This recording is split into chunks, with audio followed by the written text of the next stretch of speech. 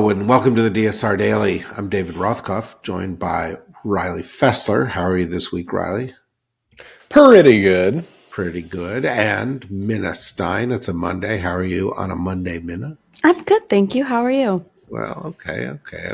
Well, Mondays are Mondays, but we've got to forge ahead. So, Minna, forge ahead. Lead us into the week. The acting director of the Consumer Financial Protection Bureau, Russell Vought, ordered a halt to all agency work, citing a reduction in funding and a decision to cease drawing from the Federal Reserve's unappropriated funds. The Consumer Financial Protection Bureau, created in 2010 to protect consumers from unfair financial practices, has returned over $21 billion to consumers and imposed significant fines. Vought, previously involved with the Trump administration, has faced criticism for undermining the agency's effectiveness, with lawmakers like Senator Elizabeth Warren and figures like Elon Musk reacting strongly to the move. Yeah, well, Elizabeth Warren helped think of this thing. It's benefited people. And of course, benefiting people is not the objective of this administration. They have always targeted, the Republicans have never much liked the Consumer Finance Protection Board. And of course, with this, as with other things, it's pretty unclear whether they legally have the right to do what they're doing.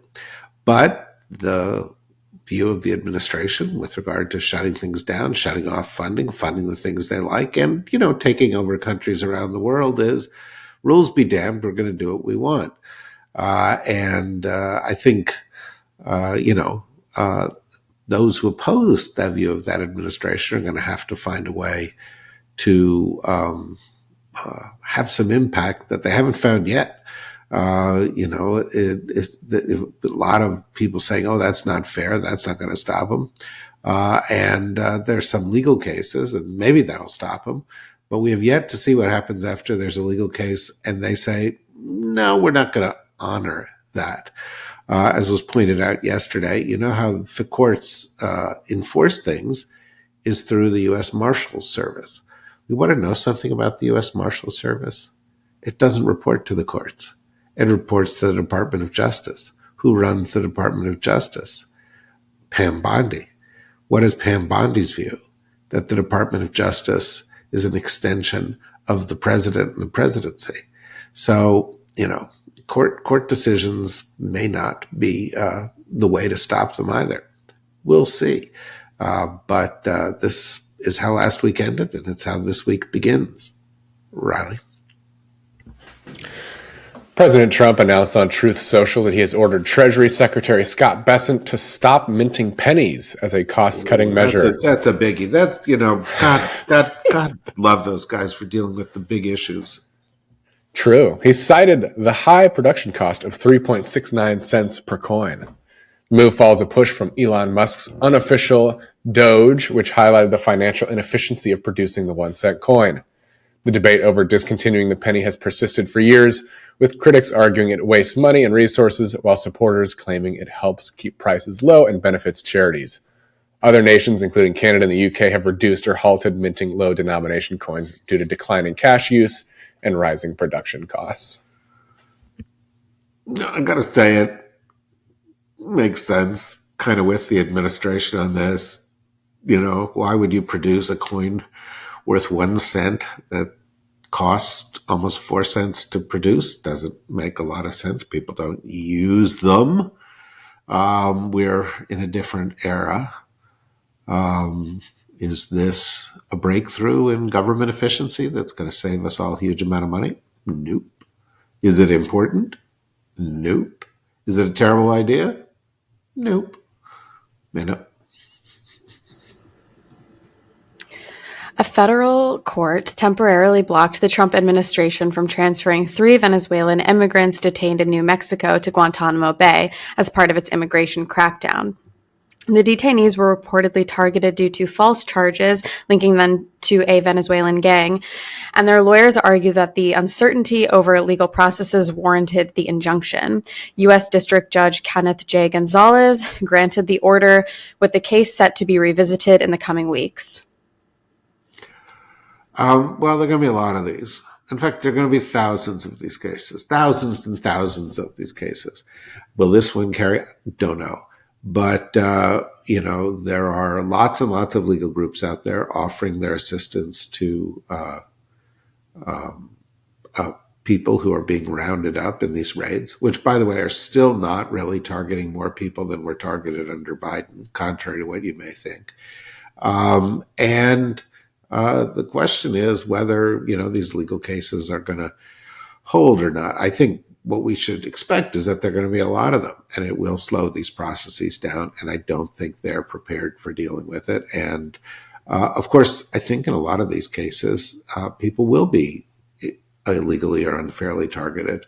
And it's important to have this option available in our society. But once again, we've also got to see whether the administration responds to the courts. And that's sort of a chapter in this story we have not come to yet. Riley? The Trump administration's freeze on foreign aid has disrupted U.S.-funded initiatives supporting Ukraine's war crimes investigations, halting dozens of jobs and tens of millions in aid. The freeze affects 6 projects at Ukraine's Prosecutor General's office, valued at $89 million, including $47 million directly allocated to war crimes accountability. As a result, nearly 40 experts have stopped working, and key programs aiding victims and documenting evidence have been suspended. While Ukraine's judicial system remains functional, experts warn the loss of U.S. leadership could weaken accountability efforts. Yeah, I mean, this is not surprising. In fact, there's a pattern in the recent actions of this administration that benefits primarily, and I know this is going to come as a huge shockaroo to all of you folks out there who are joining us, who've listened to this podcast network for a long time, benefits Russians. Yeah, no, they shut down the Department of Justice's division that focused on foreign corruption, that was the division that targeted Russian oligarchs who are guilty of illegal things. They've shut down the parts of USAID that target Russians. They've pulled out of and condemned the International Court of Criminal Justice, which had been targeting Russians. And of course, by cutting USAID funding, by cutting U.S. foreign aid to places like Ukraine, that benefits the Russians. Undermining our alliances benefits the Russians. Cutting out of international institutions benefits the Russians. In fact, putting unqualified people in charge of the Pentagon or the Department of or the Office of the Director of National Intelligence also might be seen as benefiting the Russians. Now, of course, you can't bring that up in polite society here because we've all been trained that as soon as you do, somebody on the other side is going to say, oh, Russia, Russia, Russia, it's all that big hoax. But guess what? Well, we'll let you draw your own conclusions about that. This is the pattern. This is what's happened. This is who is benefiting the most. This is who is benefiting the most quickly. The Russians supported the candidacy of this guy. Some of the people around this guy produced and supported Russian propaganda, including the president himself, the vice president, and a number of his nominees. And this is where we are. So, if all of this is true and that pattern is actually due to some intention on the part of these people, and let's not forget Elon and his close buddy-buddy relationship with Putin, then, even if it's not polite to say it, we have to acknowledge it, that what's going on here is not just a constitutional crisis, it's a national security crisis. I wrote about that at my Substack, Need to Know, which is the companion to all of these things. You ought to go to the Substack, David Ralkoff Substack, and go and listen to that and subscribe because it's a good counterpoint to everything that we're doing here. And we like subscribers, In fact, if you're not a paying subscriber here, pay, help support what we're doing. We do a lot. And it all costs money. So we'd be grateful for that. Minna? Oil prices rose slightly despite concerns over Donald Trump's new tariff threat on all steel and aluminum imports, which could hurt global economic growth and energy demand. While investors are concerned about the potential for a global trade war and China's retaliatory tariffs, some appear to be downplaying the immediate impact of Trump's trade policies, given their uncertainty and potential for reversals. We're again in a early phase in all of this, and we have to see how it's going to pay out. I saw that Politico, said this is going to be tariff week, which I think is a tongue-in-cheek reference to the fact that throughout the last administration of Trump, we were referring to everything as being infrastructure week. But I think there'll be tariff issues throughout, and I think we're seeing that one of the things that Trump feels about being president, about the United States, about the nature of power, is that we have economic weapons, and that he wants to wield those economic weapons aggressively, not just as carrots, but as sticks, not just as soft power, but as hard power. That's a change for the United States, except in the case real conflicts where we have always been pretty comfortable offering up sanctions, some that didn't work. But we're entering a new chapter. I think it's going to be watched closely by a lot of people because, what if it works? It's not the way to build a strong trading system, but if it works, it may be harder and harder for at least one party in the United States to give up on it. Anyway, we'll be following that for the rest of the week. Before we go, you guys watched the Super Bowl over the weekend? I mean, that was the big story yesterday. Did you watch it, Riley? I did.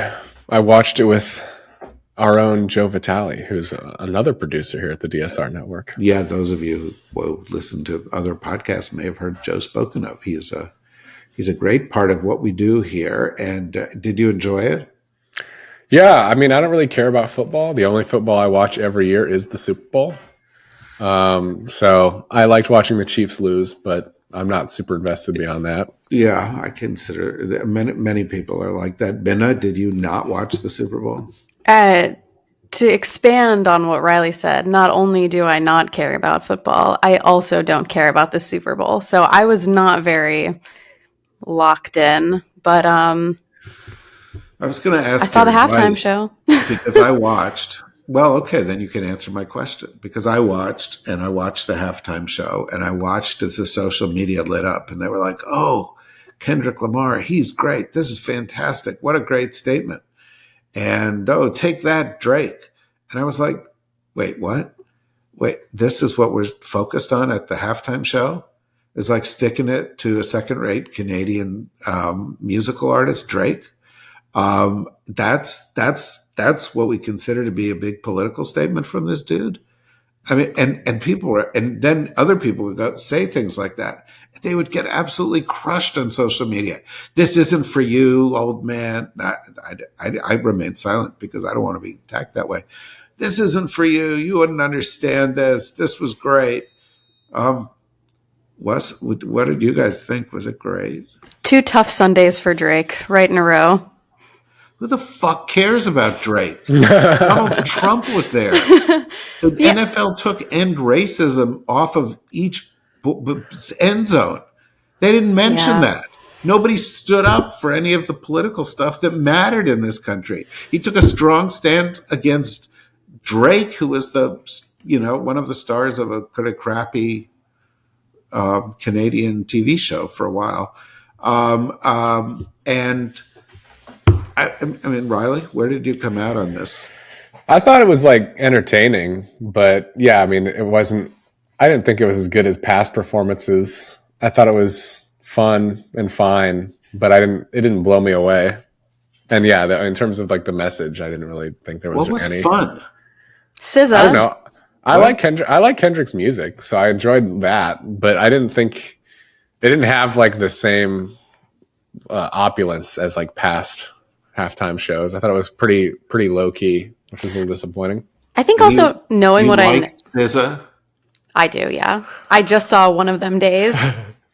So I was I'm kind of in a SZA phase right now, but I think knowing what I know about Kendrick Lamar, which is not a lot, I will concede, but knowing what I know about him and reading all the hype going into the halftime show, I really thought there was going to be some sort of enormous political statement that I was going to be really proud of. And I did feel like that was underwhelming. Yeah, but the people were like, "Oh, look, they're in red, white, and blue, and it looks like the flag, and he's really making, a profound statement about we all own the flag." And I was like, "What?" That seems like a stretch to me. Yeah, I mean, it was like, it was fine. Yeah, that's how I would describe it. It was fine. It was like fine, but I'm kind of disgusted, frankly, that none of the players, none of the owners, none of the people who performed, all of it, like Lady Gaga, she considers herself some big activist. She performed before. All these people were completely silent about what's going on in this country. And, you talk about, this, obeying in advance. This is obeying in real time. This is like, yes, sir, Mr. President, whatever you want to do, we're not going to speak out against it when we're given a high, platform. It was true for the most part on the Oscar show. It's true on this thing. It's really disappointing. And by the way, we also have evidence that when artists stand up and do this stuff, it really has resonance for Trump. How do we know? Because over this past weekend, Trump announced he was taking over the Kennedy Center, taking it over, firing the people in charge of it, putting himself as the chairman of the Kennedy Center, which Bill Kristol, the conservative commentator, responded to by saying it's starting to feel a lot like North Korea in here. Like he wants to own the ceremonies. And the point of all this is that the last time around, the whole President's Committee on Arts and Humanities quit when he came in. And the Kennedy Center honorees all said, "Oh, we're not going to the Trump White House for an event." And so Trump never went to the Kennedy Center when he was president the last time. And everybody thought, well, that's a Cold War between Trump and, a few of these. Obviously, it hurt his feelings big time. And so now, he's going to go in, and he's already put Lee Greenwood on the Kennedy Center board. Holy shit. I mean, that's the National Center for the Arts. And you can wait next year when the Kennedy Center honors come out, and it's Kanye West and Kid Rock and, Mel Gibson and Lee Greenwood. Those are the people who are going to win this. He's going to own the political high ground. And some of these people who have these high platforms, who don't use them, are going to realize that they were complicit, that their silence helped guide him to this position where he's going to start grabbing the cultural levers that he can grab because he knows those are sources of power. So yeah, it was the Super Bowl. And yeah, I'm a politics nerd. And yeah, I didn't quite get Kendrick Lamar because I'm like not in the right demographic. But, he was fine. But the opportunity was missed. And it gets us deeper into this crisis when people don't stand up and talk about it. Okay. Sermonette over. Carry on, Kendrick. Sorry, Drake. You think it's bad that we're attacking a Canadian artist? Wait till you see what our president does. And we'll be here tomorrow and every day with all the stuff we do here at the DSR Network. Please join us. Thank you, Riley. Thank you, Minna. Bye-bye.